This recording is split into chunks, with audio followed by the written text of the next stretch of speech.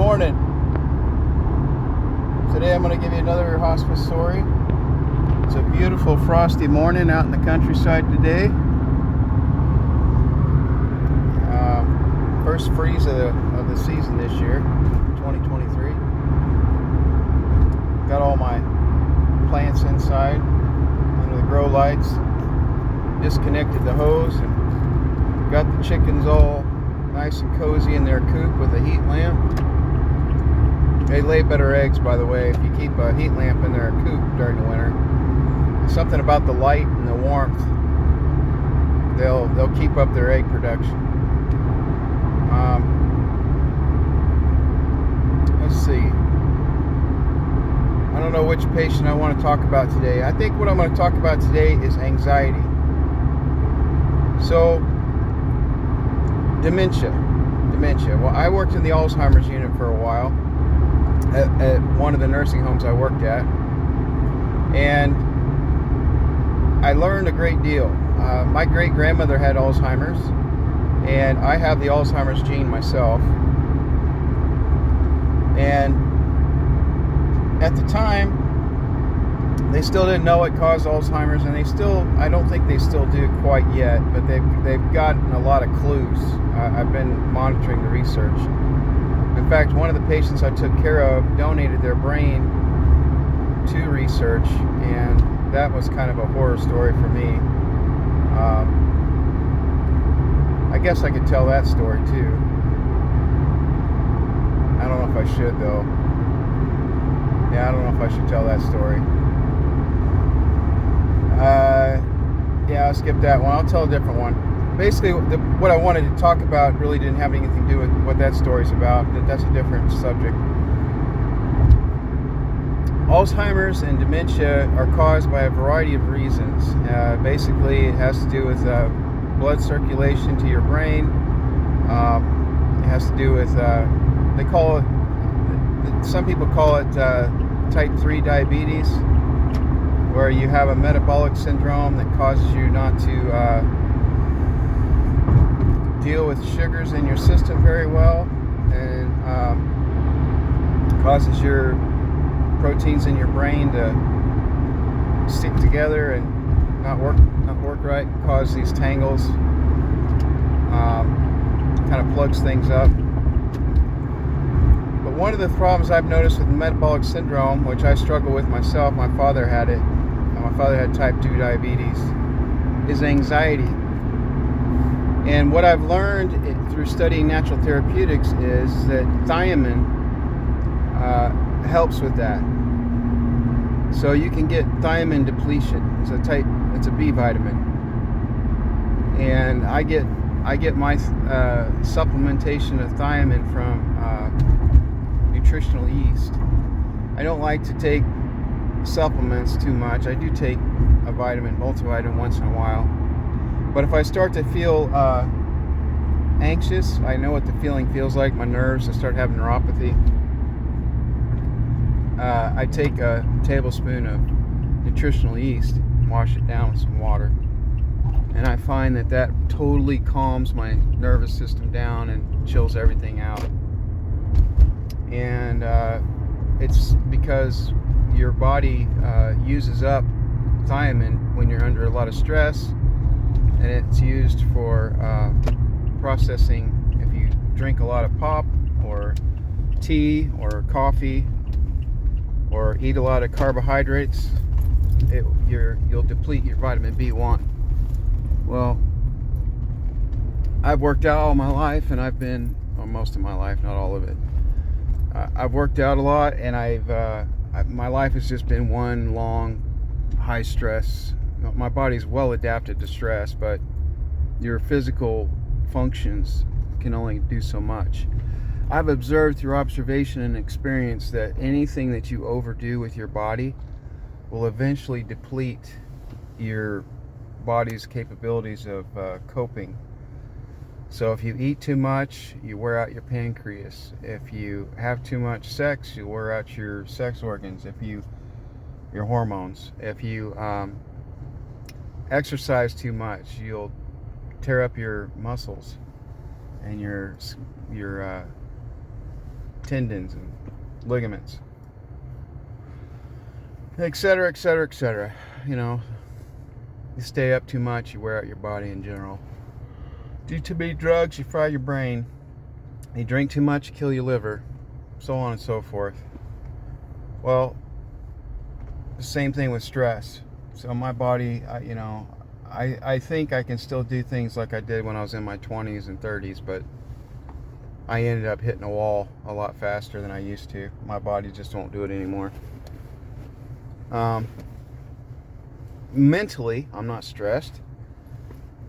I'm not worried about it at all, but all of a sudden my heart rate and my blood pressure skyrocket through the roof, and my meditation techniques and my breathing techniques don't seem to work very well.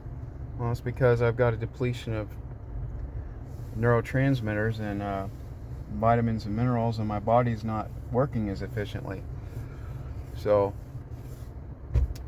the frustrating thing about that is the doctors don't acknowledge that, and they treat you like you're mental, instead of saying, hey, you might want to eat a little bit more of this and cut back on that, get good sleep, and ease up on the gung-ho. So the point of this matter is, though, that I've taken care of many Alzheimer's patients who struggled with anxiety, and it's heartbreaking. The doctors aren't checking for things like thiamine, and they don't do natural therapeutics. They do pharmaceutical, Western medical stuff. They don't do the naturopath stuff or Eastern medicine. So they're not looking at all that stuff. And what ends up happening is these people get put on psychotropics. They get put on anti-anxiety medications, which a lot of times are addictive, and lose their punch after a while, or they zombie them out, or whatever. And then they have to worry about, okay, well, the state inspects that sort of thing. They don't, that's considered a constraint. So you're not allowed to drug up your patients to make them zombies, because it's a form of abuse and neglect, according to the government. So every once in a while they'll have pharmacists or doctors come through, and they'll take all their psycho patients off of the medications. And when you take the patients off those medications and they're used to them, well, it just doubles the effect of the trauma and the stress that your body's under. So it's just horrifying. And these poor people, in some cases, they don't have a clue. Their dementia or Alzheimer's is so advanced that they don't know where they are. They don't know who they are. They don't know why they're there or what's going on. They just know that something's wrong, and they're panicked all the time until they're exhausted. They panic and cry and wander up and down the halls, and they beg for help, and they don't know what's going on. And it's just hell. I can't imagine what they're going through. I mean, I've had little bits and pieces of taste of terror. I know what terror feels like, but yeah, that to be like that all the time for years until they become a vegetable and then eventually die. It's horrible. It's a horrible thing. One thing I do know, though, is that they respond to kindness. And they won't remember their family members, but they'll remember you because you love them. Every time they see you, you love them, and you take care of them, and you comfort them, and you reassure them, and you help them.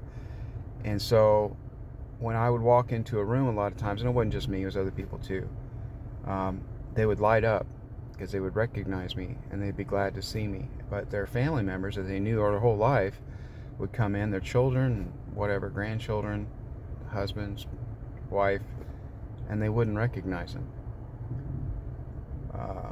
They would still appreciate the love and attention they got, but they weren't really sure who this person was. So that's an important observation. Another important observation with people with Alzheimer's is you're not doing them any good trying to force them to deal with reality.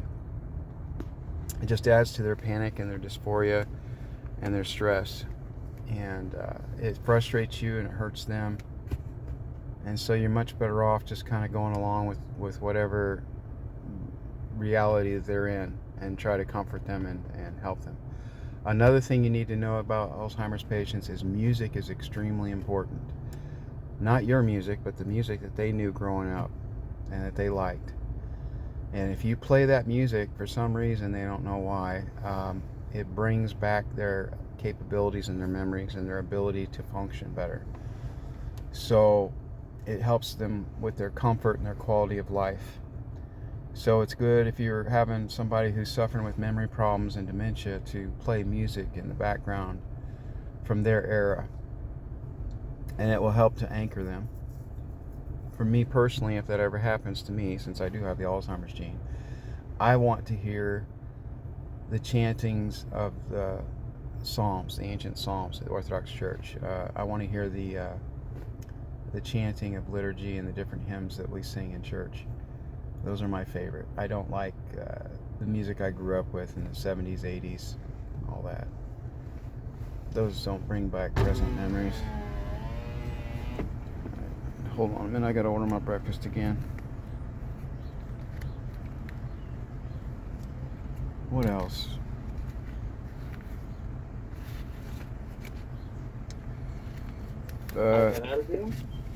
Yeah, can I get a sourdough breakfast sandwich and a medium hot chocolate? Anything else? That's it. All right, we can pull out. Thank you. Another super important thing is there's never a time that it's more important to have family or an advocate coming in and visiting you on a regular basis than a dementia patient or an Alzheimer's patient. You have to have support, because the whole patient rights thing goes out the window when you lose your mind. When you lose your mind, then it becomes the doctor's the power of attorneys, whoever's in charge of your rights, living will type thing, and you can't make decisions for yourself anymore. So things like taking a bath or eating your supper, you have no choice.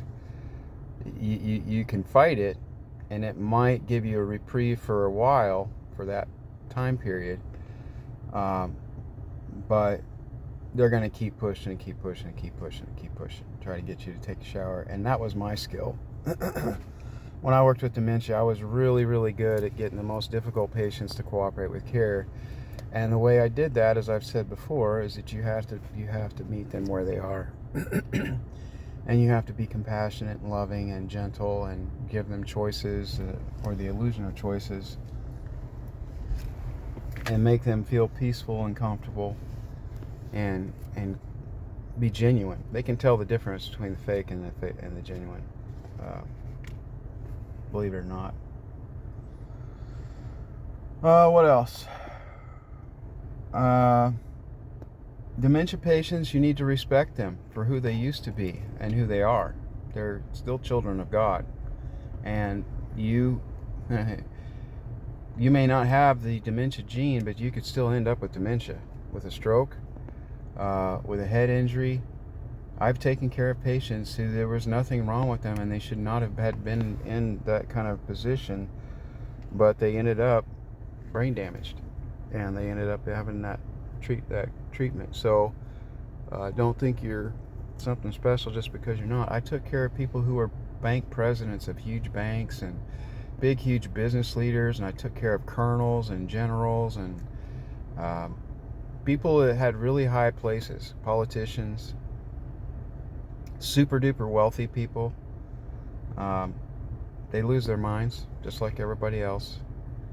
I took care of a guy who was a football stud in high school, and he tried to do the thing in the movie where he was surfing on the top of a roof of a van or something. Yeah, he tried to do that and fell off the van and busted his head and got permanent brain damage. Sad story. And messed up his personality too. And that's another thing with dementia. Dementia patients can be super sweet when their whole lives very religious and sweet, and then they get dementia and then they suddenly start cussing at everybody and get really mean and irritable. That's the brain disease. You don't, and that's true with people that are suffering in general. A lot of times people who are suffering in general are not their best selves. So you gotta be patient and loving and understanding and compassionate towards those people. They can't. It's extremely difficult, and I've experienced that myself with my own health problems. It's extremely difficult when you're suffering and you're not getting a lot of support and adequate care to maintain a positive attitude. So I'm going to leave it there. Please pray for me, a sinner. God bless. Over and out.